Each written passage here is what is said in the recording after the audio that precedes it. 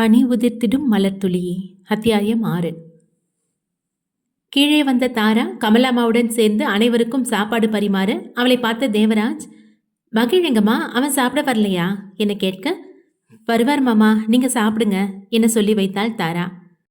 நீ வரப்பவே தம்பியை சாப்பிட கூட்டிட்டு வர வேண்டியது தானே? வெளியே போய் எவ்வளோ நேரம் கழிச்சு களைச்சு போய் வந்தாரு, அவரை சாப்பிட கூட்டிட்டு வர மாட்டியா என்ன அர்ச்சனா கேட்க, ஏய், உனக்கு என்ன திடீர்னு அவன் மேலே இவ்வளோ பாசம்? புதுசாக அவன் சாப்பிடாததுக்கெல்லாம் கவலைப்படுற என்ன நக்கலாய் கேட்டான் விஷ்ணு. நான் எதுவும் சொல்லிடக்கூடாதே, உடனே வரிஞ்சு கட்டிட்டு வந்துடுவீங்க. அக்கறையாக கேட்டது கூட ஒரு தப்பா என்ன அர்ச்சனா சலித்து கொள்ள, அதை நீ கேட்குற பத்தியா, அதுதான் தப்பா இருக்கு என்றான் விஷ்ணு சிரித்து கொண்டே. பாருங்க மாமா, எப்போ பாரு ஏதாவது சொல்லிட்டே இருக்காரு என அர்ச்சனா தேவராஜிடம் கம்ப்ளைண்ட் செய்ய அவர் விஷ்ணுவை பார்த்து சிரித்தார்.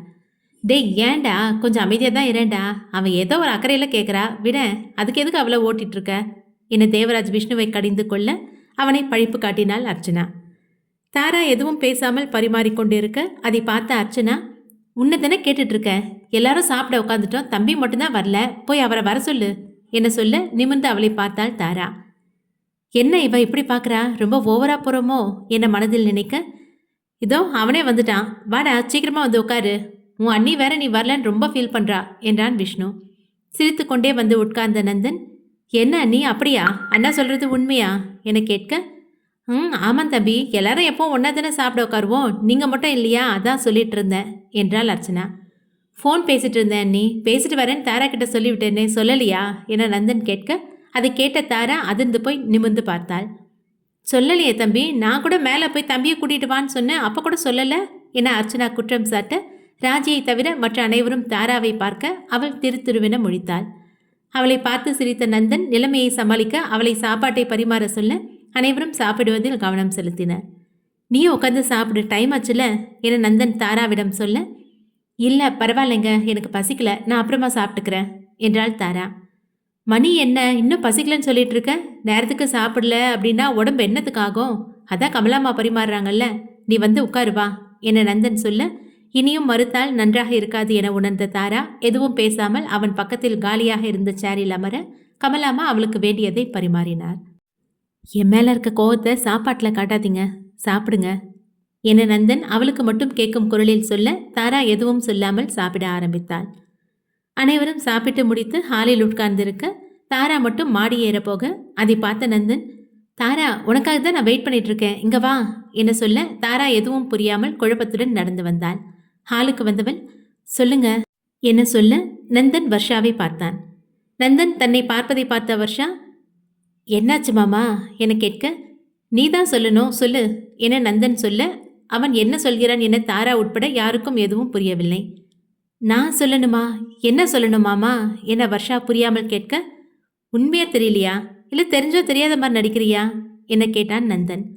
மாப்பிள்ள, என்ன விஷயம் நேரடியாகவே சொல்லுங்க, எங்களுக்கும் என்னன்னு புரியல என சேகர் சொல்ல நந்தன் சிரித்தான். அப்படியா மாமா, சரி ஓகே, நானே சொல்கிறேன். தாரா கிட்ட வர்ஷா மன்னிப்பு கேட்குறேன்னு சொன்னால, இப்போ வரைக்கும் அப்படி எதுவும் கேட்கல, அதான் அவளை கேட்க சொன்னேன் என நந்தன் சொல்ல அப்பொழுதுதான் அவர்களுக்கு அந்த ஞாபகமே வந்தது. வர்ஷா சேகரை பார்க்க அவர் கஞ்சாடை காட்டினார். நந்தன் சொன்னதை கேட்டு அதிர்ந்த தாரா, அதெல்லாம் ஒன்றும் வேணாங்க, அது அப்போவே முடிஞ்சது, இப்போ எதுக்கு மறுபடியும் அதை பேசுறீங்க, விடுங்க என சொல்ல, நல்லா இருக்குமா நீ பண்ணுறது, தம்பிக்கிட்ட எல்லாத்தையும் அழுது சொல்லிட்டு அவரை தூண்டி விட்டுட்டு இப்போ மட்டும் எதுவும் தெரியாத மாதிரி நடிக்கிறியா, நான் கூட உனக்கு என்னவோன்னு நினச்சேன், ஆனால் நீ வேற மாதிரி இருக்கப்போ என்றாள் அர்ச்சனா. ஏய், நீ எதுக்கு தேவையில்லாமல் இடையில பேசிகிட்டு இருக்க, நீ அடுத்த பிரச்சனையை கொண்டு வர பார்க்குறியா, ஒழுங்காக எதுவும் பேசாமல் அமைதியாக இரு சொல்லிட்டேன் விஷ்ணு திட்ட அர்ச்சனா அமைதியானாள். வர்ஷா அமைதியாக இருப்பதை பார்த்த நந்தன், என்ன வர்ஷா, நீ தான் தாராவா அப்படி சொன்னது தப்புன்னு ஒத்துக்கிட்டு அவகிட்ட மன்னிப்பு கேட்குறேன்னு சொன்னேன், இப்போ அமைதியாக இருந்தால் என்ன அர்த்தம், இப்போ மன்னிப்பு கேட்குறியா இல்லை என பாதியில் நிறுத்தி அவளை பார்க்க, இல்லை மாமா வேணாம், நான் மன்னிப்பு கேட்குறேன் என்றாள் வர்ஷா. இல்லைங்க, அதெல்லாம் ஒன்றும் வேணாம், இதை இதோட விடுங்க, நான் எதுவும் தப்பாக எடுத்துக்கல, அதுவும் இல்லாமல் நீங்கள் ஒன்றும் பொய் சொல்லலையே, உண்மை தானே சொன்னீங்க, இதில் மன்னிப்பு கேட்க என்ன இருக்குது, அதனால் மன்னிப்பெல்லாம் ஒன்றும் கேட்க வேணாம், விடுங்க என தாரா சொல்ல ராஜிக்கு அவள் மேல் கோபம்தான் வந்தது. ஆனாலும் அவர் எதுவும் பேசாமல் அமைதியாக இருக்க சேகர், வேணாம்மா, தப்பு பண்ணது என் பொண்ணாவே இருந்துட்டு போறா, என் தங்கச்சி தான் அவளுக்கு எல்லாமே, இது வரைக்கும் என் பொண்ணு யார்கிட்டயும் மன்னிப்பு கேட்டதில்லை, என் தங்கச்சிக்காக என் பொண்ணு மன்னிப்பு கேட்குறா, குடும்பம் உடஞ்சிடக்கூடாதுன்னு மன்னிப்பு கேட்குறா, அதனால் நீ எதுவும் சொல்ல வேணாமா என சொல்ல தாரா நந்தனை பார்த்தாள். இதெல்லாம் எதுக்குங்க, வேண்டாம் ப்ளீஸ் என தாரா சொல்ல, முடியாது. என் தாராவை இப்படி யாராவது சொல்றது எனக்கு பிடிக்காது. அது யாரா இருந்தாலும் நான் விட மாட்டேன் என்றான் கோபமாய். அவனை இதுவரை அப்படி பார்த்திராத தாரா பயந்து போய் அவனை பார்த்தாள். சரி மாமா, நான் மன்னிப்பு கேட்குறேன் என்ற வர்ஷா தாராவின் முன் சென்று நின்றாள். என்ன இருந்தாலும் நான் அப்படி சொல்லியிருக்க கூடாது. அது கண்டிப்பாக உங்களை கஷ்டப்படுத்தியிருக்கோம். I am really sorry. என்னை மன்னிச்சிருங்க என வர்ஷா சொல்ல, இல்லைங்க பரவாயில்ல, நான் அதெல்லாம் பெருசாகவே எடுத்துக்கல, இதை இதோட விட்டுலாம் என்றாள் தாரா. அனைவரையும் பார்த்த நந்தன், எல்லாருக்கும் ஒன்று சொல்லிக்கிறேன், இன்னொரு தடவை யாரோ என்னோட தாராவை அப்படி சொல்லக்கூடாது, யாருமே சொல்லக்கூடாது. இப்போ பேசிட்டு இருக்கேன்னா அப்போ இப்படியெல்லாம் பேசிட்டு இருக்க மாட்டேன். என்ன பண்ணுவேன்னு எனக்கே தெரியாது. எல்லாரும் பார்த்து நடந்துக்கோங்க என பொதுவாக சொன்னவன் தாராவின் கையை பிடித்து இழுத்து கொண்டு செல்ல, நந்தனுக்கு இவ்வளவு கோபம் வருமா என அனைவரும் அதிர்ந்து போய் நின்றனர். வர்ஷா, அவன் ஏதோ கோவத்தில் பேசிட்டு போறான். அதனால இனிமேல் நீ கொஞ்சம் கவனமாயிருமா. இனிமேல் அந்த பொண்ணை இப்படியெல்லாம் சொல்லிட்டு இருக்காத என்ன தேவராஜ் சொல்ல, சரிங்க மாமா, நான் இனிமேல கவனமா இருக்கேன். இனிமேல் இது மாதிரி எல்லாம் நடந்துக்காம பாத்துக்கிறேன். இன்னைக்கு இங்க இவ்வளோ பிரச்சனை ஆனதுக்கு நான் தான் காரணம். நீங்களும் என்ன மன்னிச்சிருங்க மாமா என்றாள் வர்ஷா. பரவாயில்லம்மா, இனிமேல கவனமா இருந்துக்கோ. டைம் ஆச்சு, எல்லாரும் தூங்க போங்க என்ற தேவராஜ் அங்கிருந்து செல்ல, விஷ்ணு சுஜா இருவரும் அவரவர் அறைக்கு சென்றனர். வர்ஷாவின் அருகில் வந்த ராஜி அவளின் கையை பிடித்தவர், நீ பண்ணது பெரிய விஷயம்மா. இன்னைக்கு நீ இந்த குடும்பம் செதையாம பார்த்துக்கிட்ட. இதை நான் என்னைக்கும் மறக்க மாட்டேன். உனக்கு எப்போ என்ன வேணும்னாலும் இந்த அத்தை கிட்ட கேளு. அத்தை எப்பவும் உனக்கு துணையா இருப்பேன் என்ன சொல்ல அவரை அணைத்து கொண்டாள் வர்ஷா. ராஜி அங்கிருந்து செல்ல கடைசியில் வர்ஷா கூட்டணி மட்டும் நின்றிருந்தனர். அதுவரை இயல்பாக முகத்தை வைத்துக் கொண்டிருந்த வர்ஷாவின் முகம் கோபத்தில் சிவந்தது. யாரிடமும் எதுவும் பேசாமல் கோபமாக அவள் அங்கிருந்து அவளது அறைக்கு வேகமாக செல்ல மற்றவர்களும் அவளின் பின்னால் ஓடினர். கோபமாக வந்தவள் ரூமில் இருந்த பொருட்களை எல்லாம் எடுத்து வெறி பிடித்தவள் போல் தூக்கி கீழே போட்டு உடைக்க, பின்னால் ஓடி வந்த அனைவரும் அவளது செயலை கண்டு அதிர்ந்து போய் நின்றனர். வர்ஷா, ஏய் வர்ஷா, உனக்கு என்ன பைத்தியமா பிடிச்சிருக்கு என அர்ச்சனா கோபமாய் கேட்க, ஆமா, எனக்கு பைத்தியம்தான் பிடிச்சிருக்கு ஆ என காதை பொத்தி கொண்டு கத்தினாள் வர்ஷா. அவளை இப்படி பார்க்கவே பயமாக இருந்தது அனைவருக்கும். சேகர் பயந்து போய் நின்றிருக்க அவரை பார்த்த அர்ச்சனா, சித்தப்பா என்ன நீங்க, அவதான் ஏதோ பைத்தியக்காரத்தனமா செஞ்சுட்டு இருக்கான்னா நீங்களும் அதை பார்த்துட்டு இருக்கீங்க. உங்க பொண்ணு தானே, போய் அவளை தடுங்க என்ன சொல்ல மிரண்டு போனார் சேகர். ஏய், என்ன விளையாடுறியா? அவளே பத்திரகாளி மாதிரி கோவமா இருக்கா, எல்லாத்தையும் தூக்கி போட்டு உடச்சிட்டு இருக்கா. இதுல நான் இப்ப போனேன்னா என்னையும் தூக்கி போட்டு மிதிப்பா. அதானே உனக்கு வேணும் என்ன சேகர் சொல்ல. என்ன சித்தப்பா நீங்க, நான் அப்படியெல்லாம் நினைப்பேனா? அதெல்லாம் ஒன்றும் இல்லை. உங்க பிள்ளைய நீங்க தானே பார்க்கணும். சத்தம் கேட்டு வேற யாரும் வரதுக்குள்ள நீங்களே போய் அவளை தடுத்து நிறுத்துங்க. யாராவது வந்தால் தேவையில்லாத பிரச்சனையாகும் என்றாள் அர்ச்சனா. நீ சொல்றது சரிதான், ஆனா எனக்கு பயமா இருக்கே, நான் எல்லாம் போக மாட்டேன் என்ன சேகர் சொல்ல. அட போங்க என அவரை தள்ளிவிட்டாள் அர்ச்சனா. அர்ச்சனா தள்ளியதில் சேகர் முன்னால் போய் விழ, வர்ஷனா தூக்கி எறிந்த பூச்சாடி சரியாக அவர் நெற்றியை பதம் பார்க்க அவர் நெற்றியிலிருந்து ரத்தம் வந்தது. அதை பார்த்து பதறிய அருணா, ஐயோ அக்கா, சித்தப்பா நெத்திலிருந்து ரத்தம் வருது என்ன சொல்ல, அதை பார்த்த அர்ச்சனாவும் பயந்து போனாள். சேகருக்கு அடிபட்டதை கூட கவனிக்காமல் வர்ஷா கோபத்தில் மேலும் பொருட்களை போட்டு உடைக்க, வேகமாக அவளிடம் சென்ற அர்ச்சனா அவளின் கையை பிடித்து தடுத்து நிறுத்தியவள், ஏய் உனக்கு என்ன பைத்தியமா பிடிச்சிருக்க? உன் அப்பா கடிபட்டு ரத்தம் வரதை கூட கவனிக்காம இப்படி எல்லாத்தையும் தூக்கி போட்டு உடச்சிட்டு இருக்க. முதல்ல வந்து உட்காரு என்றவள் அவளின் கையை பிடித்து அழைத்து சென்று பெட்டில் உட்கார வைத்தாள். வர்ஷா இன்னும் கோபம் குறையாமல் உட்கார்ந்திருக்க தண்ணீர் பாட்டிலை எடுத்து கொண்டு வந்து அவளிடம் நீட்டிய அர்ச்சனா, முதல்ல தண்ணியை குடி குடி என்ன சொல்ல அவளை நிமிர்ந்து பார்த்து முறைத்த வர்ஷா அவள் கையில் இருந்த பாட்டிலை வாங்கி சுவற்றில் தூக்கி எறிய, அது வேகமாக சுவற்றில் மோதியதில் அதிலிருந்த தண்ணீர் எல்லாம் கீழே கொட்டியது. இதை பார்த்த அர்ச்சனாவிற்கு கோபம் வர, வர்ஷாவை அடிக்க கை ஓங்கியவள் அருணா வந்து தடுக்கவும் ஓங்கிய கையை கீழே போட்டுவிட்டு வர்ஷாவை பார்த்து முறைத்தாள். இப்போ என்ன ஆயிடுச்சு, நீ இப்படியெல்லாம் பண்ணிட்டு இருக்க?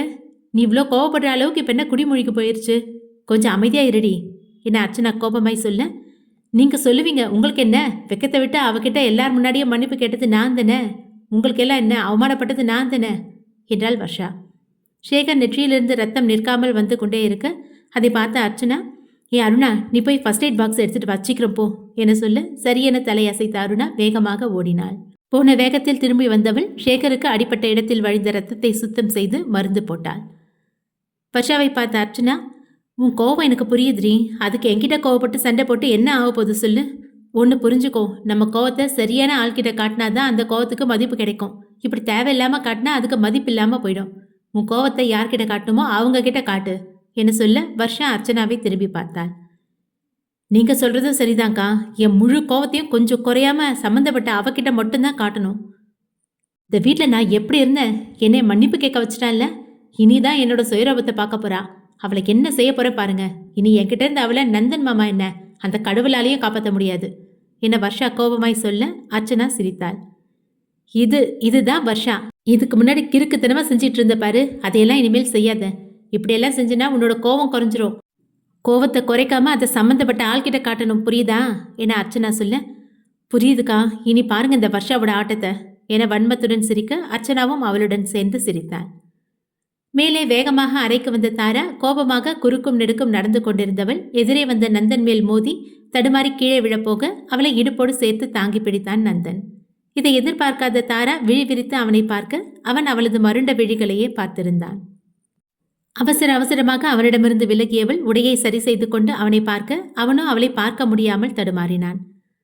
அது சாரிங்க, நீங்க கீழே விழ போனீங்க, அதான் கீழே விழாம தாங்கி பிடிச்ச. வேற எந்த தப்பான எண்ணத்துலையும் உங்களை தொடல. ஐ எம் சாரிங்க என அவனுக்கு வார்த்தைகள் தந்தி அடிக்க அவனை பார்த்து சத்தமாய் சிரித்தாள் தாரா. அவள் சிரிக்கவும் தான் அவனுக்கு நிம்மதியாக இருந்தது. அவள் கோபமாக இல்லை என அறிந்த நந்தன் பதிலுக்கு சிரித்து, அப்பாடா சிரிச்சிட்டிங்களா, இப்பதான் எனக்கு நிம்மதியா இருக்கு. எங்க நீங்க தப்பா நினைச்சிட்டிங்களோன்னு நான் ரொம்ப பயந்துட்டேன். நீங்க சிரிக்கவும் தான் நீங்க கோவப்படலன்னு புரிஞ்சுக்கிட்டேன் என சொல்ல சிரித்து கொண்டிருந்த தாரா சிரிப்பதை நிறுத்திவிட்டு அவனை பார்த்து முறைத்தாள். அவள் முறைக்கவும் அதை பார்த்த நந்தன், என்னாச்சுங்க, அதுக்குள்ளே ஏன் முறைக்கிறீங்க என புரியாமல் கேட்க, நீங்க பண்ண காரியத்துக்கு முறைக்காம வேற என்ன பண்ணுவாங்க என்றாள் கோபமாய். ஏங்க, அதான் சாரி கேட்டுட்டல்ல, நீங்க கூட சிரிச்சிட்டீங்க, அப்புறம் என்னங்க என நந்தன் கேட்க, சிரிச்சா நீங்க பண்ணது தப்பில்லைன்னு ஆயிடுமா என பதிலுக்கு கேட்டாள் தாரா. என்ன இவங்க இப்பதான் கோவத்தை மறந்து சிரிச்சாங்க, இப்ப மறுபடியும் அதுக்குள்ள கோவப்படுறாங்க, என்ன நினைக்கிறாங்கன்னே புரியலையே என மனதில் நினைத்த நந்தன் தாராவை பார்க்க அவளும் அவனையே பார்த்து கொண்டிருந்தாள். சாரிங்க, சத்தியமா நான் வேணும்னு உங்களை தொடல. என் பார்வையில் எந்த தப்பான எண்ணமும் இல்லைங்க. நான் அப்படிப்பட்டவனும் இல்லை. நீங்கள் கீழே விழுந்துடக்கூடாதுன்னு தான் நான் உங்களை பிடிச்சேன். உங்களுக்கு அது தப்பாக தோணுச்சுன்னா அந்த தப்புக்கு நீங்கள் என்ன தண்டனை கொடுத்தாலும் நான் வாங்கிக்கிறேன் என நந்தன் சொல்ல அவனையே பார்த்தாள் தாரா. கொஞ்சம் அமைதியாக இருக்கீங்களா? நீங்கள் அமைதியாக இருந்தால் தான் என்னால் பேச முடியும். நான் சொல்கிறதும் உங்களுக்கு புரியும். இப்போ நான் பேசட்டுமா என தாரா கேட்க சில வினாடி யோசித்த நந்தன், சொல்லுங்க என்றான். நான் இப்போ நடந்ததை பற்றி எதுவும் பேச நினைக்கல. நான் உங்ககிட்ட பேசணும்னு நினச்ச விஷயமே வேற என தாரா சொல்ல அவளை புரியாமல் பார்த்தான் நந்தன். வேற விஷயமா? என்னது அது என நந்தன் புரியாமல் கேட்க, டைனிங்கில் நடந்ததில்ல, அது விஷயமா தான் பேசணும். எதுக்கு அப்படி பண்ணீங்க என சற்று கோபமாய் கேட்டாள் தாரா. அவள் தலையும் இல்லாமல் வாலும் இல்லாமல் சொல்ல அவனுக்கு ஒன்றும் புரியவில்லை. நான் என்னங்க பண்ண? நீங்கள் என்ன சொல்கிறீங்கன்னு எனக்கு புரியல என நந்தன் உண்மையிலே புரியாமல் கேட்க தாராவோ மேலும் கோபமானாள். என்ன எதுவும் தெரியாதுன்னு சொல்லி தப்பிக்கலான்னு பார்க்குறீங்களா? என்கிட்ட அதெல்லாம் நடக்காது. ஐயோ, அப்படியெல்லாம் ஒன்றும் இல்லைங்க. உண்மையாகவே நீங்கள் எதை சொல்கிறீங்கன்னு எனக்கு புரியல. எதனாலும் டைரெக்டாக சொல்லுங்க என்றான் நந்தன். அப்படியா, சரி ஓகே. வர்ஷாவை எதுக்கு மன்னிப்பு கேட்க சொன்னீங்க? இதை தான் கேட்டிங்களா? அவள் அப்படி சொன்னது தப்பு தானே. எனக்கு அப்படி சொன்னால் பிடிக்காது. அதான் அவளை திட்டி மன்னிப்பு கேட்க சொன்னேன். நான் கேட்டேனா? இல்லை நான் ஃபீல் பண்ணேன்னு வந்து உங்ககிட்ட சொன்னேனா? நீங்களா ஏன் இப்படியெல்லாம் பண்ணிகிட்ருக்கீங்க? நீங்கள் சொல்லலை அப்படிங்கிறதுக்காக நான் கேட்காம இருக்க முடியுமாங்க? வர்ஷா பேசுனது ரொம்ப தப்பு, அதான் கேட்டேன். அவங்க பேசுனது என்ன தானே? நானே சும்மா இருக்கப்ப உங்களுக்கு என்னங்க? இப்போ எல்லாரும் நான் தான் உங்களை உசு பேத்தி விட்டதான் நினைக்க மாட்டாங்களா? யார் என்ன சொன்னாலும் எனக்கு அதை பற்றி கவலை இல்லை. எனக்கு தப்புன்னு தோணுச்சுன்னா நான் கேட்க தான் செய்வேன் என நந்தன் கோபமாய் சொல்லவும் தாராவுக்கும் கோபம் வந்தது. சம்மந்தப்பட்ட நான் எதுவும் சொல்லாமல் நீங்கள் கேட்டது தப்புங்க. இப்போ அவங்க என்ன தானே தப்பு சொல்வாங்க? நானே அதை பெருசாக எடுத்துக்காதப்ப உங்களுக்கு என்னங்க? இப்போ பாருங்க, மறுபடியும் எனக்கு தான் பிரச்சனையை கொடுத்துருக்கீங்க என தாரா சொல்ல நந்தனின் பொறுமை பறந்தது. போதும், நிறுத்துங்க. முதல்ல நீங்கள் ஒன்று புரிஞ்சுக்கோங்க. வர்ஷா பேசினது தாராவை, என்னோட தாராவை தான் அவள் பேசியிருக்கா. நான் சொல்கிறது புரியுதா? தாராவா இங்கே இருக்க உங்களாவா பேசியிருக்கா. நீங்கள் அதை என்கிட்ட சொன்னாலும் சொல்லனாலும் எனக்கு ஹர்ட் ஆகும் என நந்தன் கோபமாய் கத்த அவனது கோபத்தை பார்த்த தாரா அதிர்ந்து போய் நின்றாள். அவன் சொன்னதும் தான் அவனது கோபத்திற்கான காரணம் தாராவிற்கு புரிந்தது. நீங்கள் சொல்கிறதெல்லாம் சரிதாங்க, ஆனால் கூட்டு குடும்பத்தில் இப்படி எதுக்கு எடுத்தாலும் கோவப்படக்கூடாது. இப்போ வர்ஷா மட்டும் மன்னிப்பு கேட்கல அப்படின்னா என்ன ஆயிருக்கும்? ஒன்று நாம் எங்கேருந்து பிரிஞ்சு போயிருப்போம், இல்லைன்னா அத்தை இங்கேருந்து போயிருப்பாங்க. பிரச்சனைன்னு வந்ததும் உடனே சண்டை போட்டு பிரிஞ்சு போயிடணும்னு இல்லைங்க. அப்படியெல்லாம் நடந்தால் இந்த உலகத்தில் எல்லாரும் யாரும் இல்லாமல் தனியாக தான் இருக்கணும் என தாரா சொல்ல அவளை பார்த்த நந்தன், அப்போ யார் என்ன சொன்னாலும் அது நமக்கு ஹர்ட் ஆனாலும் கூட எதுவும் நடக்காத மாதிரி சந்தோஷமாக இருக்கணுமா என கேட்க அவளை பார்த்து சிரித்தாள் தாரா. நான் அப்படி சொல்லேங்க. நமக்கு தப்புன்னு தோணுச்சுன்னா, இல்லை நாம் கஷ்டப்படுற மாதிரி நடந்துக்கிட்டால் நாம் எதுவும் பேசாமல் அமைதியாக இருக்கணும்னு ஒன்றும் இல்லை. அதை கேட்கறதுக்குன்னு ஒரு முறை இருக்குல்ல. நம்மக்கிட்ட இருக்க பெரிய ஆயுதமே அன்பு தான். நீங்கள் கோவமா கேட்டதே கொஞ்சம் அமைதியாக அன்போட கேட்டிருந்தா இவ்வளோ பெரிய பிரச்சனை வந்திருக்காதுன்னு சொல்கிறேன். நீங்கள் மட்டும் அன்பாக சொல்லியிருந்தா அத்தையே வருஷாவை திட்டியிருப்பாங்க. ஆனால் இப்போ பாருங்க, தேவையில்லாமல் உங்களுக்கும் அத்தைக்கும் மனஸ்தாபம். நான் அதுக்கு தான் சொல்கிறேன் என தாரா சொல்ல அமைதியாக கேட்டு கொண்டிருந்தான் நந்தன். என்னாச்சுங்க? நான் இவ்வளோ சொல்கிறேன், எல்லாத்தையும் கேட்டுட்டு எதுவும் சொல்லாமல் அமைதியாக இருக்கீங்க. கோவமா என கேட்க, சச்ச அதெல்லாம் ஒன்றும் இல்லை. நீங்கள் சொல்கிறது சரியா தப்பானெல்லாம் எனக்கு தெரியல. ஆனால் ஒன்று, அன்பு ஒன்றை மட்டும் வச்சு நீங்கள் சொல்கிறதெல்லாம் நடக்கும்னு எனக்கு நம்பிக்கை இல்லை. வேணும்னா கோவத்தை குறைச்சிக்க ட்ரை பண்ணுறேன். என்னால் அவ்வளோதான் முடியும் என்றான் நந்தன். அவன் சொன்னதை கேட்டு சிரித்த தாரா, ட்ரை பண்ணுறேன்னு சொன்னீங்கல்ல, அதுவே போதும். அப்புறம் சாரி, இன்னைக்கு ஏதோ உங்கள் ஃப்ரெண்டு ரிசப்ஷன் போகணும்னு சொன்னீங்கல்ல, என்னால் தானே நீங்களும் போக முடியாமல் போச்சு. சாரிங்க என்ன சொல்ல, அதெல்லாம் பரவாயில்லைங்க, இதுக்கு எதுக்கு சாரி எல்லாம் சொல்கிறீங்க? ரிசப்ஷனுக்கு வர முடியல, மார்னிங் மேரேஜுக்கு வரேன்னு ஃப்ரெண்டுக்கு ஃபோன் பண்ணி சொல்லிட்டேன். அதனால் எந்த பிரச்சனையும் இல்லை, கூல் என சிரித்தான் நந்தன். அவன் சொன்னதை கேட்ட தாரா, அப்போ மார்னிங் மேரேஜுக்கு போகணுமா என கேட்க, ஆமாம், ஏன் உங்களுக்கு எதுவும் பிரச்சனையா? நீங்கள் வருவீங்க தானே என கேட்டான் நந்தன். வரேங்க, போகலாம், மகிராவையும் கூட்டிகிட்டு போகலாம் என தாரா சிரித்து கொண்டே சொல்ல, போகலாம், கிஃப்ட் எதுவும் வாங்கலை, மார்னிங் போகிறப்ப வாங்கிக்கலாம் என்றான் நந்தன். உங்கள் ஃப்ரெண்டுக்கு என்ன பிடிக்கும்னு சொல்லுங்கள், அதுவே கிஃப்ட் பண்ணலாம் என தாரா சொல்ல, நமக்கு பிடிச்சதை வாங்க வேண்டியது தான், இதெல்லாம் எதுக்கு கேட்கணும் என்றான் நந்தன். என்னங்க நீங்கள், அவங்களுக்கு பிடிச்சதை வாங்கி கொடுத்தா தான் அவங்க சந்தோஷப்படுவாங்க. நாம் ஏதோ ஒன்று வாங்கி கொடுத்தா அது அவங்களுக்கு பிடிக்கலன்னா என்ன பண்ணுறது? அதில் எந்த பிரயோஜனமும் இல்லைல்ல எனக்கு தாரா கேட்க, அப்பொழுது தான் அதை பற்றி யோசித்தான் நந்தன். இதில் இப்படி கூட இருக்குல்ல, நான் இது வரைக்கும் இப்படியெல்லாம் நினச்சதே இல்லைங்க. நீங்கள் சொல்கிறதும் நல்லதாக இருக்குது, நல்லா இருக்கிறது மட்டும் இல்லாமல் புதுசாகவும் இருக்குது என நந்தன் சொல்ல தாரா சிரித்தாள். சரி, கேட்கணும்னு நினச்சேன். ஃப்ரெண்டு அப்படின்னா ஸ்கூல் ஃப்ரெண்டா இல்லை காலேஜ் ஃப்ரெண்டா? ஸ்கூல்லேருந்தே ஃப்ரெண்டு, என்னோட க்ளோஸ் ஃப்ரெண்டு. அவன் மேரேஜ் அப்போ நடந்ததெல்லாம் இப்போ நினச்சாலும் எனக்கு சிரிப்பாக வருது. என்ன சொல்கிறீங்க? அப்படின்னா இப்போ உங்கள் ஃப்ரெண்டுக்கு நடக்கிறது செகண்ட் மேரேஜா என தாரா அதிர்ச்சியுடன் கேட்க, என்ன சொன்னீங்க? செகண்ட் மேரேஜா? என் ஃப்ரெண்டுக்கா? அப்படின்னு யாருங்க சொன்னா என்ன நந்தன் அதிர்ச்சி மாறாத குரலில் கேட்க, அவன் அதிர்ச்சி அடைந்ததை பார்த்து தாரா குழம்பி போனாள். நீங்கள் தானங்க சொன்னீங்க, இப்போ இவ்வளோ ஷாக் ஆகுறீங்க? என்னது நான் சொன்னேன்னா? நான் எப்போங்க அப்படி சொன்னேன்? ஆமாங்க, இப்போ நீங்கள் தானே சொன்னீங்க உங்கள் ஃப்ரெண்டு மேரேஜ் அப்போ நடந்ததெல்லாம் மறக்க முடியாதுன்னு. ஆமாம் சொன்னேன், இதில் எங்கே இருந்து செகண்ட் மேரேஜ் வந்துச்சு? எனக்கு புரியலையே. ஐயோ, என்னங்க நீங்கள் ஃப்ரெண்டு மேரேஜுக்கு போகணும்னு சொன்னீங்க, இப்போ என்னடானா அவருக்கு மேரேஜ் ஆனப்போ நடந்ததெல்லாம் மறக்க முடியாதுன்னு சொல்கிறீங்க. இதுக்கு என்னங்க அர்த்தம்? அப்போ ஏற்கனவே மேரேஜ் ஆன ஒருத்தருக்கு இப்போ மறுபடியும் மேரேஜ் ஆகுதுன்னு தானே அர்த்தம் என தாரா கேட்க, நந்தன் வயிற்றை பிடித்து கொண்டு சிரிக்க, அவன் ஏன் இப்படி சிரிக்கிறான் என புரியாமல் அவனை பார்த்தாள் தாரா. சிரிப்பை நிறுத்திவிட்டு அவனே காரணத்தை சொல்லுவான் என தாரா அமைதியாக இருக்க, ஆனால் அவனும் எதுவும் சொல்லாமல் சிரித்து கொண்டே இருந்தான். வினாடி நிமிடங்களாக மாற பொறுமை இழந்த தாரா நந்தனை பார்த்தவள், எதுக்குங்க இப்படி சிரிக்கிறீங்க? நீங்கள் இப்படி சிரிக்கிற அளவுக்கு நான் என்ன சொல்லிட்டேன்? காரணத்தை சொல்லிட்டு அப்புறம் சிரிங்க என சொல்ல சிரிப்பை அடக்கி கொண்டு அவளை பார்த்தான். சரி சரி, ஓகே, சாரி, இனி சிரிக்கல அண்ணா என்றவன் எதுவும் சொல்லாமல் மறுபடியும் சிரிக்க, கடுப்பான தாரா எதுவும் பேசாமல் படுக்க போக, ஏய் சாரி, இருங்க சொல்கிறேன் என்றான் நந்தன். சிரிக்காம சொல்லணும் என தாரா கண்டிஷன் போட, இனியும் சிரித்தால் அவ்வளவுதான் என உணர்ந்த நந்தன் சிரிப்பை நிறுத்திவிட்டு அவளை பார்த்தான். பார்த்தது போதும், எதுக்கு சிரிச்சிங்க? அதுக்கான காரணத்தை முதல்ல சொல்லுங்க என தாரா முகத்தை சீரியஸாக வைத்து கொண்டு கேட்க, நீங்கள் சொன்னதுக்கு சிரிக்காம வேற என்னங்க பண்ணுறது? ஆக்சுவலி மேரேஜ் ஆக போகிறது என் ஃப்ரெண்டுக்கு இல்லை, என் ஃப்ரெண்டோட தங்கச்சிக்கு. என்னங்க நீங்கள் மதியம் சாப்பிட வந்துட்டு நீங்கள் தானே ஃப்ரெண்டு மேரேஜ்னு சொன்னீங்க, இப்போ எப்படி சொல்கிறீங்க? நான் ஃப்ரெண்டு மேரேஜ் நான் சொன்னேன். சாரிங்க, அது சாப்பாட்டில் கொள்ளறுபடி ஆயிடுச்சுல, அந்த நினப்பில் இருந்ததுனால சரியாக சொல்லாமல் விட்டுட்டேன் போல, நான் கவனிக்கல. அவன் சொன்னது இப்பொழுதுதான் அவளுக்கு தெளிவாய் புரிய அவனை முறைத்தாள் தாரா.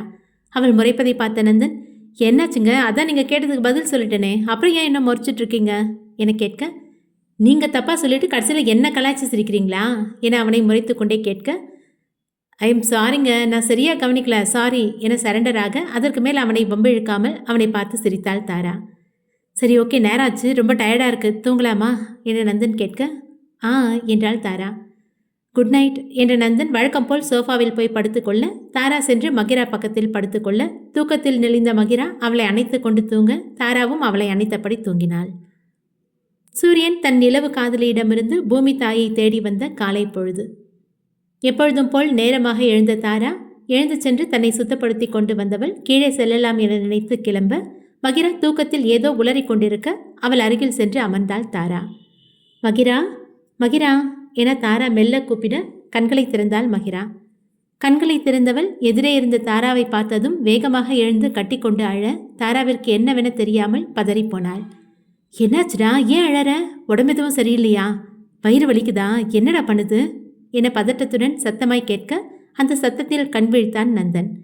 மெல்ல கண்களை திறந்தவன் மகிராவின் அழுகை சத்தம் கேட்டு வேகமாக எழுந்து அவர்கள் அருகில் சென்றான். என்னாச்சுங்க, ஏன் மகிரா அழறா என பதட்டத்துடன் கேட்க அவனை பார்த்து உதட்டை பிதுக்கினாள் தாரா. எனக்கும் என்னன்னு தெரியலைங்க, தூங்கி எழுந்துதான் இப்படி வந்து கட்டிட்டு அழறா, என்னன்னு கேட்டாலும் சொல்ல மாட்டேங்கிறா என்ன தாரா கவலையுடன் சொல்ல அதை கேட்ட நந்தனுக்கும் கவலை ஒட்டி கொண்டது. மகிரா இன்னும் அழுது கொண்டிருப்பதை பார்த்தவன், என்னாச்சுரா தங்கம், ஏன் அழற? உடம்புக்கு எதுவும் பண்ணுதாடா என கேட்க என்றவள் இன்னும் தாராவை இருக்க கட்டி கொண்டு அழுதாள். தாரா நந்தனை கவலையுடன் பார்க்க மகிராவை பார்த்த நந்தன், மகி குட்டி, நீ குட்கேள் தானே?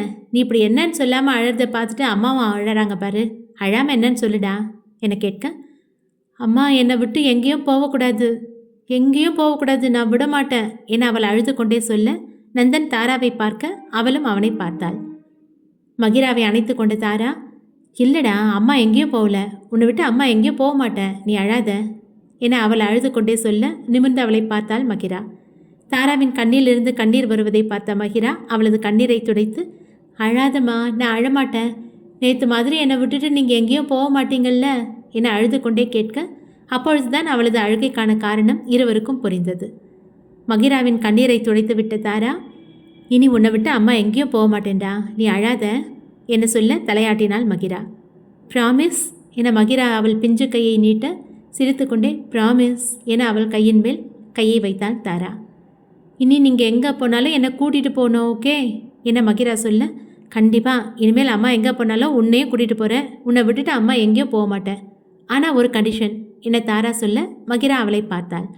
மகிரா குட்டி, இனி எதுக்கும் அழக்கூடாது, இப்படி அழாமல் இருந்தால் அம்மா எங்கே போனாலும் பாப்பாவே கூட்டிகிட்டு போவேன் என்ன என கேட்க, ஓகே என கத்திய மகிரா தாராவின் கழுத்தை கட்டிக்கொள்ள அவளும் மகிராவை கட்டிக்கொண்டாள். இதையெல்லாம் பார்த்து கொண்டிருந்த நந்தனுக்கு சொல்ல முடியாத உணர்வு ஏற்பட்டது. அவனுக்கு திடீரென இறந்து போன அவனது மனைவி தாராவின் நினைவு வர, அவள் இருந்திருந்தால் இப்படித்தானே மகிராவிடம் இருந்திருப்பாள். மகிராவை பற்றியும் தங்களது வருங்காலம் பற்றியும் அவள் கண்ட கனவுகள் எல்லாம் நினைவுக்கு வர அவனது கண்கள் கலங்கியது. நந்தன் அழுவதை கவனித்த தாரா மகிராவை விட்டு விலகியவள் எழுந்து நின்று நந்தனை பார்த்தாள். சாரிங்க, நான் நேற்று யோசிக்காமல் பண்ண ஒரு விஷயத்தினால தான் மகிரா இப்படி பயந்து போயிருக்கா. நேற்று நான் ஏதோ ஒரு கோவத்தில் இங்கேருந்து கிளம்பிட்டேன். என்னதான் நான் திரும்பி வந்துட்டாலும் நான் போனது எவ்வளோ பெரிய தப்புன்னு இப்போ எனக்கு புரியுதுங்க. சாரி கேட்குறதுனால நான் பண்ண தப்பு இல்லைன்னு ஆயிடாது, ஆனால் எனக்கு வேறு என்ன பண்ணுறதுன்னு தெரியல, என்னை மன்னிச்சிடுங்க ப்ளீஸ் என தாரா சொல்ல, நீங்கள் ஏன் சாரி எல்லாம் கேட்குறீங்க? ஒரு தப்பு நடக்குதுன்னா தப்பு செய்கிறவங்கள விட தப்பு செய்ய தூண்டினவங்களுக்கு அதில் அதிக பங்கு இருக்குன்னு சொல்லுவாங்க. நீங்கள் நேற்று வெளியே போனது தப்புன்னா நீங்கள் போகிறதுக்கு காரணமாக இருந்தது நான் தாங்க. என் பொண்ணுக்காக வந்த உங்களை நான் கொஞ்சமும் மதிக்காமல் நான் தான் கோவத்தில் என்னென்னமோ பேசிட்டேன். நியாயமாக நான் தான் அதுக்கு உங்ககிட்ட மன்னிப்பு கேட்கணும். ஐ எம் ரியலி சாரி என்றான் நந்தன்.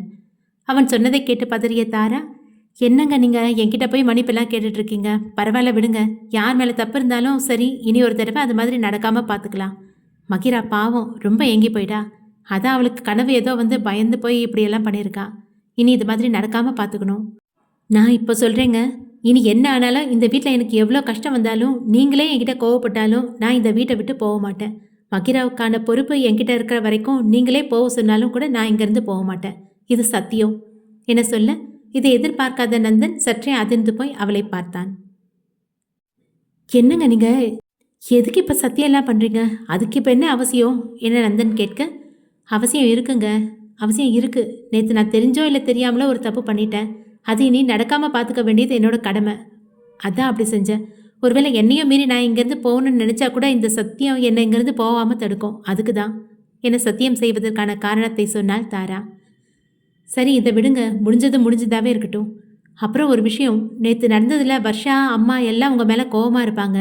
அவங்க உங்களை எதுவும் கஷ்டப்படுற மாதிரி பேசினா நீங்கள் அதை என்கிட்ட மறைக்காமல் சொல்லணும், சரியா என்ன நந்தன் சொல்ல, எதுக்கு? நேற்று நடந்த மாதிரி இன்னொரு பஞ்சாயத்து நடக்கிறதுக்கா என இடுப்பில் கை வைத்து கொண்டு தாரா கேட்க, அவள் நின்றிருந்த தோரணையும் அவள் சொன்ன விதமும் அவனுக்கு சிரிப்பை வர வைக்க அதை அடக்க முடியாமல் சிரித்தவன், பஞ்சாயத்தெல்லாம் ஒன்றும் இல்லைங்க, நீங்கள் சொல்கிற மாதிரி அன்பை தான் கேட்பேன், பயப்படாதீங்க என சொல்ல தாராவும் சிரித்தாள். உங்களுக்கு அந்த சிரமம் வேணாங்க, நானே கேட்டுக்கிறேன். எனக்கு ஒன்றுன்னா அதை நானே பார்த்துக்குவேன், யாரையும் எதிர்பார்க்க மாட்டேன். இத்தனை வருஷமும் நான் அப்படி தானே இருந்தேன் என தாரா சொல்ல, அப்படியா? அப்புறம் ஏன் வீட்டை விட்டு போனீங்க? எதிர்த்து பேசியிருக்க வேண்டியது தானே என சிரித்து கொண்டே கேட்டான் நந்தன். நான் ஒன்றும் அவங்க என்ன அப்படி சொன்னதுக்கு இங்கேருந்து போகலை. நீங்கள் பேசினதை தாங்க முடியாமல் தான் போனேன் என தாரா சட்டென சொல்ல சிரித்து கொண்டிருந்த நந்தனின் முகம் வாடியது. சிரித்து கொண்டிருந்தவன் திடீரென முகம் மாறவும் அதை கவனித்த தாரா, ஐயோ இதை நான் உங்களை கஷ்டப்படுத்தணும்னு சொல்லல, ஏதோ டக்குன்னு வாயில் வந்துருச்சு. பரவாயில்லைங்க, என்ன நடந்துச்சோ அது தானே சொல்கிறீங்க, இதில் என்ன இருக்குது, விடுங்க. அவ்வளவு நேரம் அமைதியாக இருந்த மகிரா, எனக்கு பசிக்குது என கத்த, அப்பொழுதுதான் அங்கு அவள் இருப்பதையே இருவரும் கவனித்தனர். மகிராவை பார்த்த தாரா சிரித்து கொண்டே அவளை தூக்கியவள், தங்கத்துக்கு பசிக்குதா? சரி ஓகே, ப்ரஷ் பண்ணிட்டு போய் அம்மா பால் சூடு பண்ணி தரேன், சீக்கிரமாக அதை குடிச்சிட்டு வந்து நம்ம 2 பேரும் புது ட்ரெஸ் போட்டு ரெடி ஆகிறோம் என்ன சொல்ல அதை கேட்ட மகிராவின் முகம் பிரகாசமானது. நிஜமாவாமா? நாம் இன்னைக்கு வெளியே போகிறோமா என மகிரா குதித்து கொண்டே கேட்க, ஆமாண்டா வெளியே போகிறோம். நீ எங்கே போகணும்னு சொல்கிறியோ அங்கெல்லாம் போகலாம் என தாரா சிரித்து கொண்டே சொன்னாள். டாடி, நீங்கள் நான் 3 பேரும் சேர்ந்து வெளியே போகிறோமா என மகிரா நம்ப முடியாமல் கேட்க, ஆமாண்டா நம்ம 3 பேரும் தான் வெளியே போகிறோம், ஏன் கேட்குற என கேட்டாள் தாரா. இது வரைக்கும் நானும் டேடியை மட்டும்தான் வெளியே போயிருக்கோம், அம்மா கூட வெளியே போனதே இல்லை, அதான் கேட்டேன் என மகிரா சொல்ல அதை கேட்ட தாராவின் கண்கள் கலங்கியது. அவள் மட்டும் இல்லாமல் மகிரா சொன்னதை கேட்ட நந்தனின் முகமும் வாடியது. தங்கம், அதான் அம்மா வந்துட்டேன் இல்லை, இனி இப்படியெல்லாம் பேசக்கூடாது. நீ எங்கெல்லாம் போகணும்னு சொல்கிறியோ அங்கெல்லாம் நம்ம போகலாம், உனக்கு என்னென்ன வேணுமோ அதெல்லாம் வாங்கிக்கலாம், சரியா என தாரா கேட்க எல்லாவற்றையும் மறந்து சந்தோஷத்தில் குதித்தாள் மகிரா. சரி ஓகே, நாம் ரெடி ஆகலாமா என தாரா கேட்க மகிரா அவள் மீது தாவிக்கொள்ள அவளை வாரி அணைத்து கொண்டாள் தாரா. 2 பேரும் குளிச்சுட்டு ரெடி ஆகுங்க, நான் போய் நமக்கு காஃபியும் மகிராவுக்கு பாலும் எடுத்துகிட்டு வரேன் என நந்தன் சொல்ல சரியென தலையசைத்த தாரா மகிராவை தூக்கி கொண்டு குளிக்க வைக்க சென்றாள். நந்தன் கீழே வர மொத்த குடும்பமும் ஹாலில் அமர்ந்து காஃபி குடித்து கொண்டிருந்தது. நந்தன் மட்டும் வருவதை பார்த்த தேவராஜ், என்ன பண்ணி மட்டும் வர, தாரா மகிராலாம் இங்கே காணோம், மகிரா இன்னும் தூங்குறாளா? இல்லையே, அவள் எப்போ நேரமாக எழுந்துருவாளே என சொல்ல பதிலுக்கு சிரித்தான் நந்தன். ஆமாப்பா, அவள் எழுந்துட்டா, 2 பேரும் ரெடி ஆகிட்டு இருக்காங்க என நந்தன் சொல்ல அனைவரும் அவனை கேள்வியுடன் பார்த்தனர். வெளியே போகிறீங்களாப்பா என கேட்க, ஆமாப்பா, நேற்று நைட் ரிசப்ஷன் இருக்குன்னு சொன்னேன்ல, அதுக்கு தான் போக முடியல, அதான் இப்போ மேரேஜுக்கு போயிட்டு வந்துடலான்னு கிளம்ப சொன்னேன். நந்தன் சொன்னதை கேட்டு அதிர்ந்து போன வர்ஷா கூட்டணி ஒருவரை ஒருவர் பார்த்து கொண்டனர். அர்ச்சனா வர்ஷாவிடம் ராஜியை ஜாடை காட்ட அவள் திரும்பி ராஜியை பார்த்தாள்.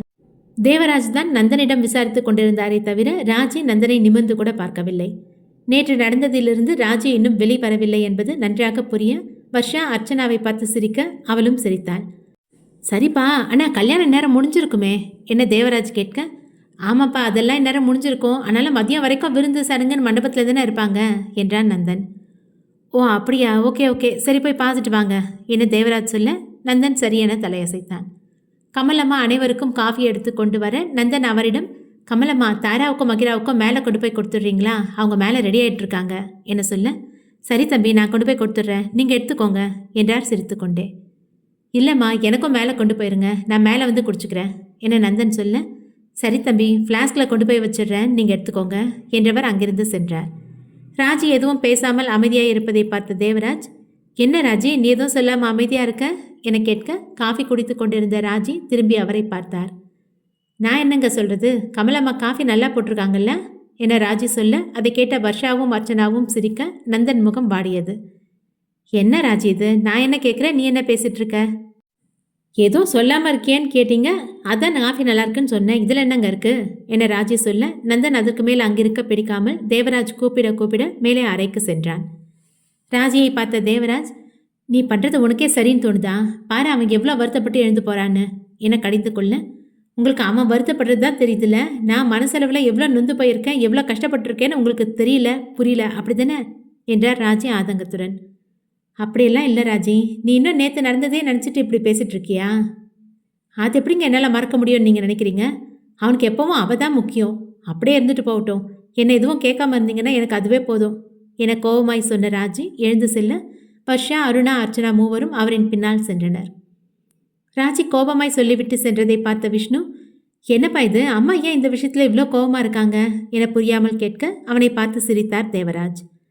அது கோபம் இல்லைப்பா, நந்தன் மேலே இருக்க அளவுக்கு அதிகமான பாசம், தன் பையன் தனக்கு தான் முக்கியத்துவம் கொடுக்கணுங்கிற பொசசிவ்னஸ், இதெல்லாம் சேர்ந்து தான் கோபமாக வெளியே வருது என தேவராஜ் சொல்ல, என்னவோப்பா, ஆனால் இதில் மாட்டிக்கிட்டு முடிக்கிறது என்னவோ நந்தன் தான், அம்மாவுக்கும் தாராவுக்கும் இடையில சிக்கிட்டு தவிக்கிறான், அவனை பார்த்தா பாவமாக இருக்குப்பா என்றான் விஷ்ணு. என்னப்பா பண்ணுறது, ஆம்பளைங்க பொழப்பே இப்படி தானே இருக்குது. ராஜி தாராவை புரிஞ்சுக்கிற வரைக்கும் இனி இப்படி தான் இருக்கும் என தேவராஜ் சொல்ல, கூடிய சீக்கிரமே அது நடக்க வேண்டும் என மனதில் நினைத்தான் விஷ்ணு. அர்ச்சனா வர்ஷாவிற்கு ஜாடை காட்டி ஆரம்பிக்க சொல்ல அதை புரிந்து கொண்ட வர்ஷா அவளை பார்த்து சிரித்தாள். என்ன அச்சத்தை, ஏன் அங்கேருந்து கிளம்பி வந்துட்டீங்க என வர்ஷா எதுவும் தெரியாதவள் போல் கேட்க, என்ன வர்ஷா நீ அங்கே நடந்ததெல்லாம் பார்த்துட்டு தானே இருந்த, அதுக்கப்புறமா அத்தை எப்படி அங்கே இருப்பாங்க சொல்லு என்றாள் அர்ச்சனா. ஆமாக்கா, அதுவும் சரிதான். ஆனாலும் நந்தன் மாமா இப்படி மாறுவான்னு நான் நினைக்கவே இல்லைக்கா. அத்தை வார்த்தைக்கு மறுபேச்சு பேச மாட்டாரு, அத்தையை கேட்காம எதுவும் செய்ய மாட்டாரு. ஆனால் இன்னைக்கு பார்த்தீங்களா, எனக்கே செம்ம ஷாக்காக இருந்துச்சு என்ன வர்ஷா சொல்ல, நீ இன்னைக்கு நடந்தது சொல்கிற, நான் நேற்று நடந்த ஷாக்லேருந்தே இன்னும் வெளியே வரல. நேற்றுக்கு பார்த்தியா, அத்தை வீட்டை விட்டு போகிறேன்னு சொல்லியும் கூட அவர் மனசு இறங்கல. அந்த அளவுக்கு அவரை அவள் மாற்றி வச்சிருக்கா என்றாள் அர்ச்சனா.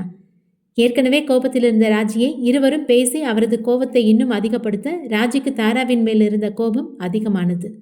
அதுவரை அமைதியாய் கேட்டுக்கொண்டிருந்த ராஜி, நான் எதை வேணாலும் பொறுத்துக்குவேன், ஆனால் என் பையனை என்கிட்டேருந்து பிரிக்கணும்னு பார்த்தா அதை மட்டும் என்னால் பொறுத்துக்க முடியாது. இந்த அளவுக்கு வந்ததுக்கு அப்புறம் இனி நானே அவளான்னு ஒரு கை பார்த்துடலாம். இவ்வளோ நாளும் என் மகனுக்காக போனா போதுன்னு அவ இங்கேருந்து போட்ட நினச்சேன். ஆனால் இனி அப்படி இல்லை. அவளை வீட்டை விட்டு என் பையன் வாழ்க்கையை விட்டு அனுப்புகிறேன். அப்புறம் நானே ஒரு பொண்ணை பார்த்து என் பையனுக்கு கல்யாணம் பண்ணி வைக்கிறேன்.